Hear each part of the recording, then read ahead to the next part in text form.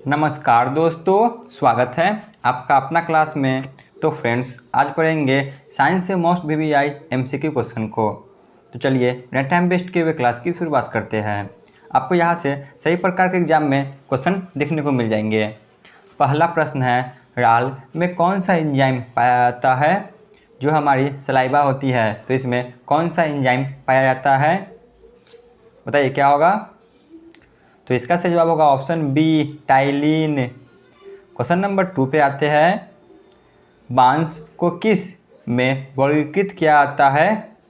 जो बांस होती है तो इसे किस में वर्गीकृत की जाती है, बताइए। तो बांस को घास के श्रेणी में रखा जाता है, ऑप्शन बी। क्वेश्चन नंबर 3, जैव विकास को सर्वप्रथम किसने समझाया था? जो जैव विकास है तो इसे सर्वप्रथम किसने समझाया था? तो वह थे ऑप्शन डी, रेमार्क ने। क्वेश्चन नंबर 4, निम्न में से कौन सी गैस वायु को प्रदूषित नहीं करती? बताइए, इनमें से कौन सी गैस है जो वायु को प्रदूषित नहीं करती? तो वह है ऑप्शन ए, O2 यानी कि ऑक्सीजन। क्वेश्चन नंबर 5, ऑर्निथोलॉजी में किसका अध्ययन किया जाता है? जो ऑर्निथोलॉजी होता है तो इसमें किसका अध्ययन किया जाता है? यदि आप लोग चैनल पर नए हो तो चैनल को अवश्य सब्सक्राइब कर लें। ऑर्निथोलॉजी में जो कि पक्षी का अध्ययन किया जाता है, ऑप्शन ए। क्वेश्चन नंबर 6, राष्ट्रीय वनस्पति उद्यान कहाँ स्थित है? राष्ट्रीय वनस्पति उद्यान जो कि लखनऊ में स्थित है, ऑप्शन सी। क्वेश्चन नंबर 7 पे आते हैं। मृदा अपरदन को रोका जा सकता है, बताइए कैसे रोका जा सकता है? ऑप्शन ए, अति चराई द्वारा, ऑप्शन बी, वनस्पति उन्मूलन द्वारा, ऑप्शन सी, पक्षी संख्या में वृद्धि द्वारा, या वन रोपण द्वारा। मृदा अपरदन को वृक्ष रोपण द्वारा रोका जा सकता है, option do. Question number 8, gene शब्द का सर्वप्रथम प्रयोग किसने किया था? जो जीन शब्द है तो इसका प्रयोग सर्वप्रथम किसने किया था? तो इसका प्रयोग ऑप्शन डी, जोहानसन ने किया था। क्वेश्चन नंबर 9, मानव त्वचा को रंग कौन प्रदान करता है? जो मानव की त्वचा होती है तो इसे रंग कौन प्राप्त करती है? तो वह है मेलानिन।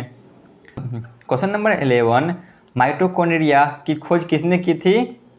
जो माइटोकॉन्ड्रिया है यानी कि power house of the cell, तो इसकी खोज किसने की थी? माइटोकॉन्ड्रिया की खोज ऑप्शन ए, आल्टमैन ने की थी। क्वेश्चन नंबर 12 पे आते हैं। पौधों में वाष्पोत्सर्जन की क्रिया किसमें होती है? पौधों में वाष्पोत्सर्जन की क्रिया ऑप्शन डी, पूरा पौधा में होती है। क्वेश्चन नंबर 13 पे आते हैं। तारपीन का तेल किससे प्राप्त किया जाता है? जो तारपीन का तेल होता है तो यह किससे प्राप्त किया जाता है? तो यह चीड़ के पौधे से प्राप्त किया जाता है। क्वेश्चन नंबर 14, लॉयन फिश किससे कहा जाता है? बताइए, लॉयन फिश किसे कहा जाता है? लोयन फिश जो कि ऑप्शन बी, टेलोइस ओलिनस को कहा जाता है। क्वेश्चन नंबर 15, जीवन चक्र की दृष्टि से पौधे का सबसे महत्वपूर्ण अंग कौन सा है? यदि आपका इनमें से किसी भी क्वेश्चन का उत्तर पता हो तो कमेंट में जरूर बताएं। तो इसका सही जवाब होगा ऑप्शन ए, पुष्प को कहा जाता है। क्वेश्चन नंबर 16 पे आते हैं। निम्न में से कौन एक जीवित जीवाश्म कहलाता है? बताइए, इनमें से कौन है जो जीवित जीवाश्म कहलाता है? आपको थोड़ा सा ये प्रश्न जो कि कठिन लग रहा होगा, लेकिन अब एग्जाम में इसी प्रकार के प्रश्न पूछे जा रहे हैं। बताइए क्या होगा? तो इसका सही जवाब होगा option D, ginkgo. Question number 17, साबूदाना यानी कि सैगो किससे बनाया जाता है? साबूदाना जो कि साइकस से बनाया जाता है, ऑप्शन ए। क्वेश्चन नंबर 18 पे आते हैं। सारस क्या है? जो SARS यानी कि सारस है, यह क्या है? तो यह एक प्रकार की विषाणु जनित रोग है। क्वेश्चन नंबर 19, खसरा किस संक्रमण के कारण होता है? जो खसरा होती है तो यह किसके संक्रमण के कारण होती है? तो यह विषाणु के कारण होती है। क्वेश्चन नंबर 20, एड्स कैसे फैलता है? जो एड्स है तो यह कैसे फैलता है? तो यह शारीरिक संपर्क से फैलता है। Option D. क्वेश्चन नंबर 21, निम्न में से कौन सा जीव अपनी त्वचा से सांस लेता है? बताइए, इनमें से कौन सा वह जीव है जो अपनी त्वचा से सांस लेती है? तो वह है तिलचट्टा। Option D. क्वेश्चन नंबर 22 पे आते हैं। निम्न में से किसके द्वारा दूध खट्टा होता है? तो वह है ऑप्शन बी, बैक्टीरिया के द्वारा।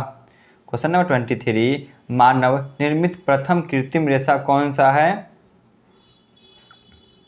तो वह है option B, nylon. Question number 24 पे आते हैं। फलों का मधुर स्वाद किसके कारण होता है?